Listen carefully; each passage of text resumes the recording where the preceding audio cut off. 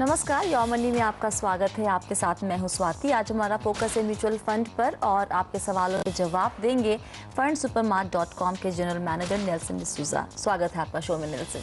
Thank you.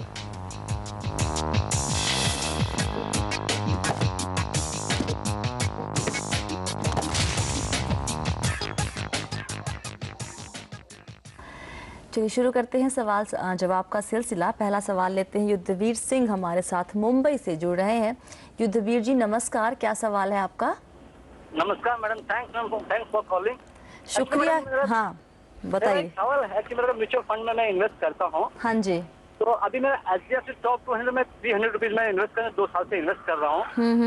और HDFC equity में भी मैं 1 साल से कर रहा हूँ, उसमें 2000 रुपये में इन्वेस्ट कर रहा हूँ।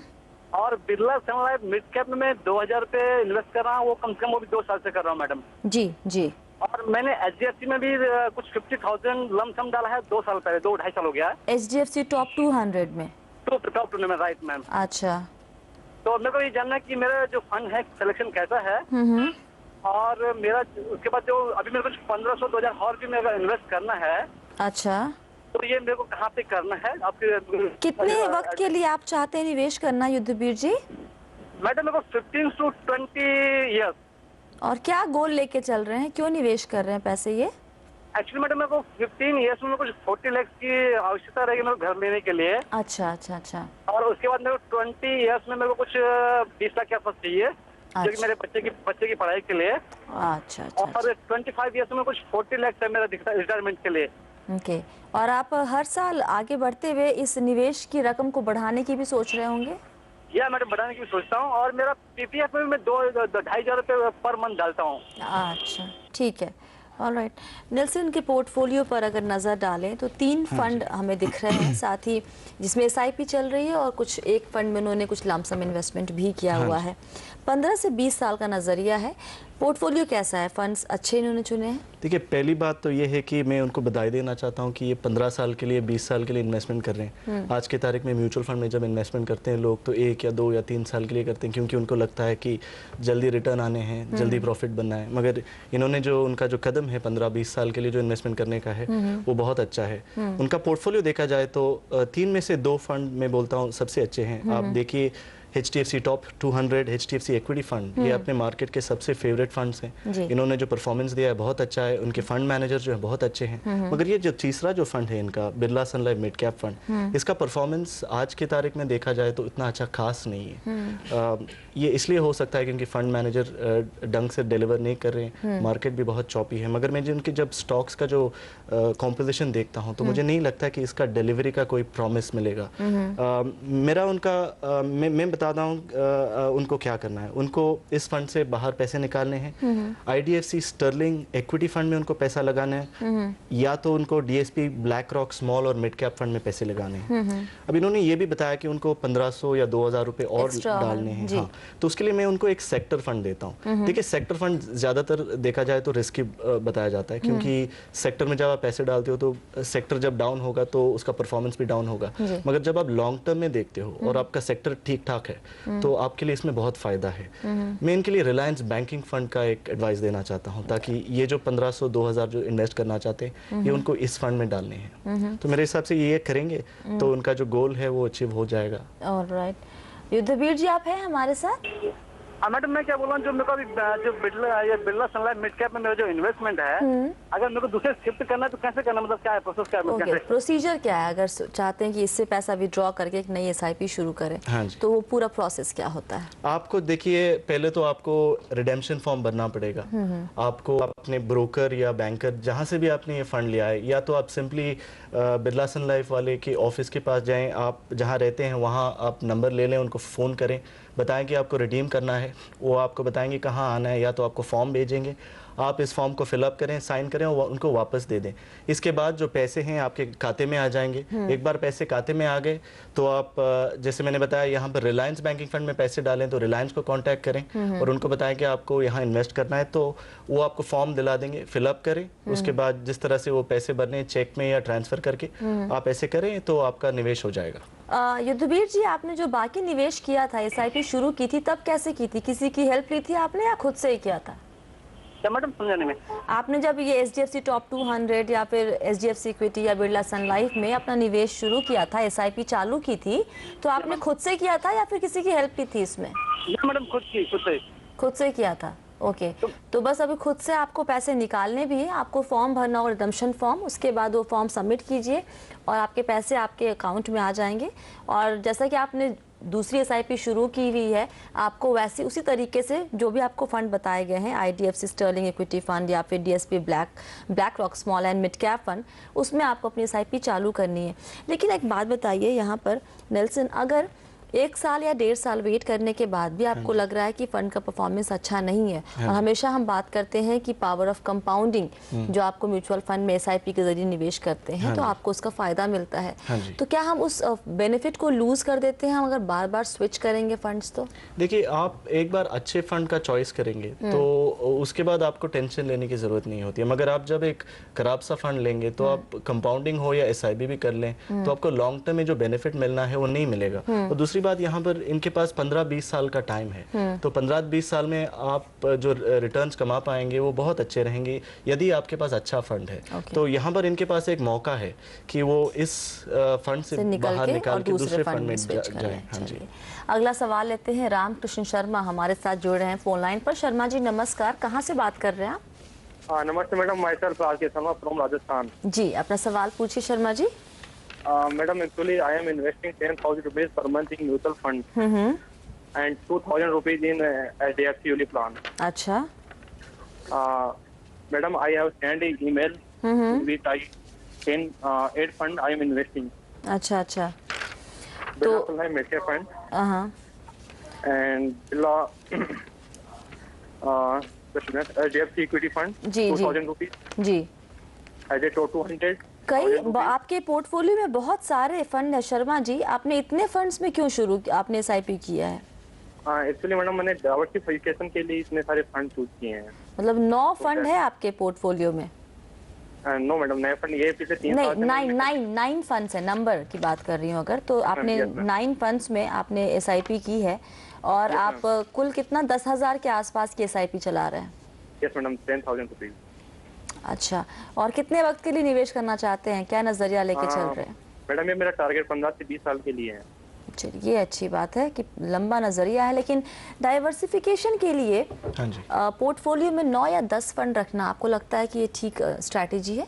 नहीं, मेरे हिसाब से जो अमाउंट जो उन्होंने डाला है, जो 10,000 है, उस अमाउंट के हिसाब से आप देखेंगे तो 9 या 8 फंड बहुत ज़्यादा हो जाते हैं। क्योंकि इससे क्या होता है, आप देखिए जब इक्विटी फंड्स में पैसे लगाते हो तो आप रिस्क लेते हो। रिस्क इसलिए लेते हो क्योंकि आपको उसका फ़ायदा उठाना है प्रॉफिट के ज़रिए। जब आप बहुत ज़्यादा आप फंड का चॉइस बनाते हो तो ये जो रिस्क बहुत कम हो जाता है, तो आपका रिटर्न भी उतना ही कम हो जाता है। तो यहाँ पर देखिए उन्होंने ओवर डाइवर्सिफाई किया है, अंग्रेजी में उसको बोलते हैं कि ओवर डाइवर्सिफिकेशन। बहुत ज्यादा उन्होंने कंजर्वेटिव बना दिया, इसलिए उनको इन जो फंड्स में अभी उनको और कोई ऐड नहीं करना है। मैं उनको ये भी सिफारिश नहीं दूंगा कि आप इसमें आधा बना दो आप उनका पोर्टफोलियो। अभी मैं थोड़ा सा उसका एनालिसिस कर लूँ उनके जो पोर्टफोलियो का, तो आप यहाँ देख सकते हैं कि इसमें 50% उनका जो पोर्टफोलियो है, आधा जो पोर्टफोलियो है लार्ज कैप फंड में गया हुआ है। तो ऐसे उन्होंने जब लार्ज कैप में पैसे डाले हैं तो अपने आप कंजर्वेटिव बना दिया अपने पोर्टफोलियो को। दूसरी बात ये है कि ये जो 50% लार्ज कैप फंड्स में डाला है पैसा, वो सिर्फ 4 फंड में ही डाला है, तो ये अच्छी बात नहीं है। तो इनको ये क्या करना है, उनको थोड़ा सा मिड कैप का इसका एलोकेशन बढ़ाना पड़ेगा इसके लिए। अच्छा। इसके अलावा उन्होंने एक STP का भी जिक्र किया है, तो ये जो बिरला सन लाइफ इंफ्रास्ट्रक्चर वाला जो STP है, ये भी वो डिसकंटिन्यू कर सकते हैं और इसके बदले वो AIG इंफ्रास्ट्रक्चर में फंड में पैसे डाल सकते हैं। अच्छा अच्छा। और जैसे मैंने बताया मिड कैप में उनको पैसे डालने हैं, तो मिड कैप के लिए मैं बता सकता हूँ कि मिड कैप में बहुत सारे अपॉर्चुनिटी है। उनका एक पर्टिकुलर फंड है जो IDFC इंपीरियल फंड है, ये मेरे हिसाब से अच्छा फंड नहीं है। इसका परफॉर्मेंस अच्छा नहीं रहा है और मुझे लगता है कि इसको एग्जिट करके HDFC मिड कैप अपॉर्चुनिटी या HDFC टॉप 200 में पैसे डालने या उनको फ्रैंकलिन या ब्लू चिप फंड में भी पैसे डालने का उनका सोचना चाहिए। तो ये करेंगे तो इनका पोर्टफोलियो ठीक हो जाएगा। हाँ, कंसोलिडेशन करना है उनको, और कोई फंड्स ऐड नहीं करने। जो मैंने बताया वो सिर्फ उनको स्विच में या एग्जिट करके ऐड करने, बस ओवर 8 फंड्स या 9 फंड्स नहीं होना चाहिए। ऑलराइट, चलिए वक्त है एक छोटे से ब्रेक का। ब्रेक के बाद कुछ और सवाल लेंगे, जवाब देने की कोशिश हम ज़रूर करेंगे। आप बने रहिए योर मनी के साथ।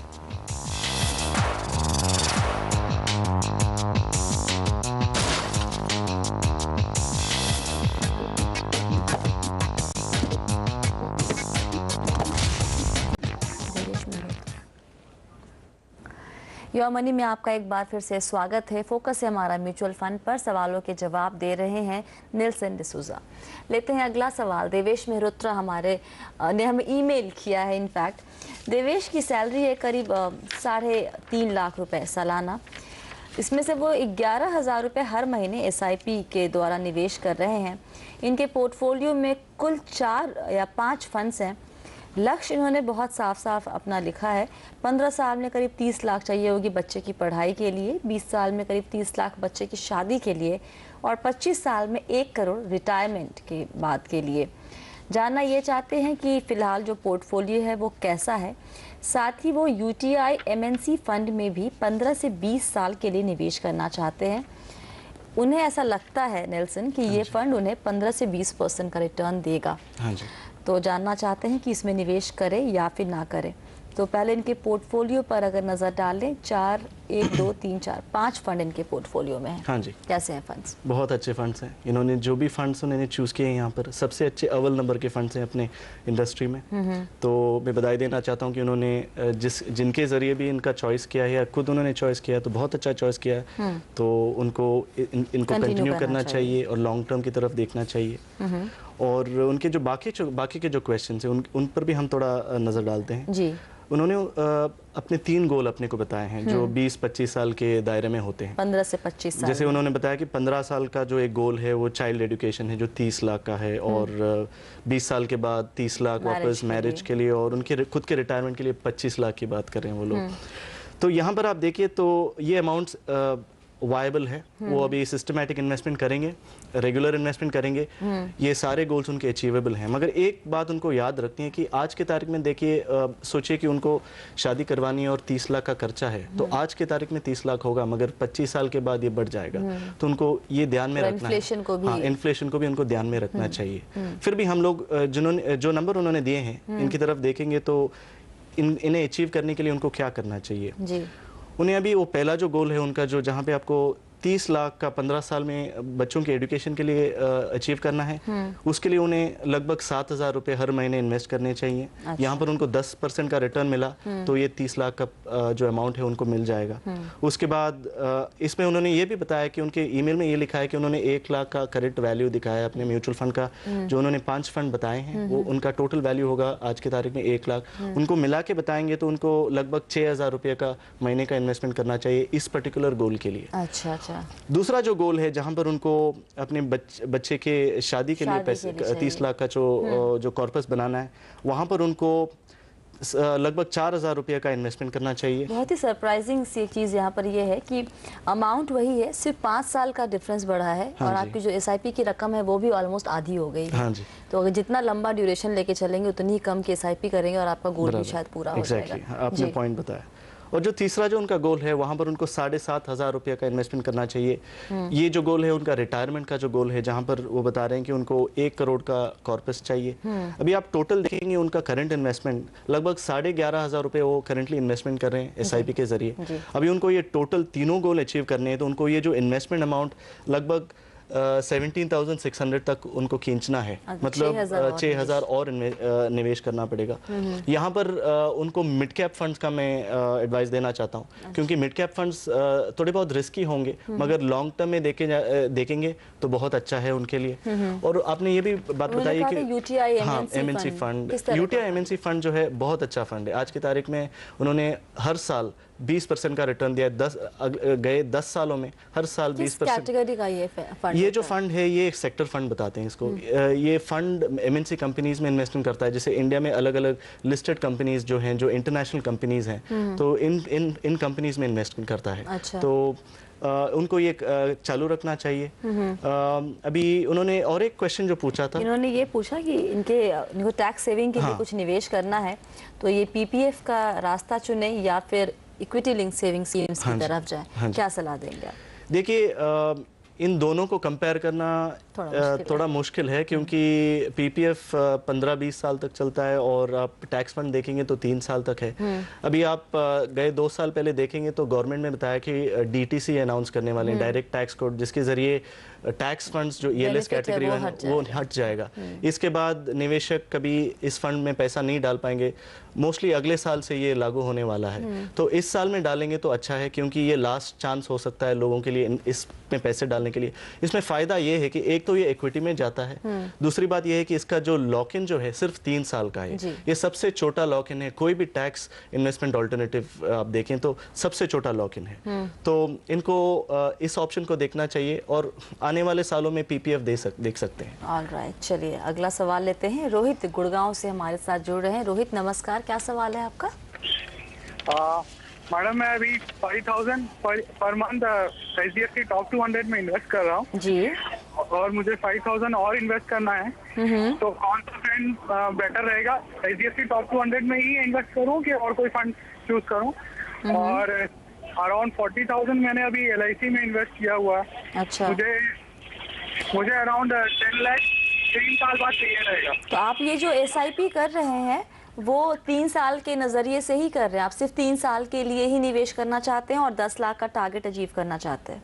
हाँ जी, अभी मेरा नियर टर्म टारगेट 3 साल का ही है।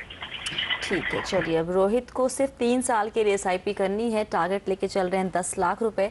क्या उनका टारगेट ये पूरा हो पाएगा और इतने कम ड्यूरेशन के लिए क्या एसआईपी करनी चाहिए, ये हम बताएंगे इस छोटे से ब्रेक के बाद। आप बने रहिए योर मनी के साथ।